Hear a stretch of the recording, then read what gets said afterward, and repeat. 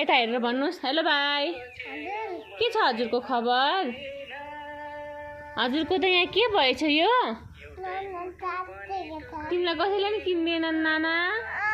किन होला किन होला अनि अब त्यो नाना किनिदिनु भनेर कसलाई भन्ने होला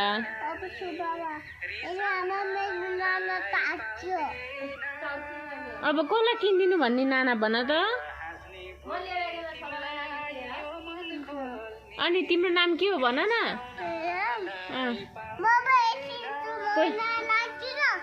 पहिला यहाँ भन मलाई तिम्रो नाम के हो पहिला हजुरको नाम भन्नुहोस् न अनि हजुरको स्कुल कहाँ छ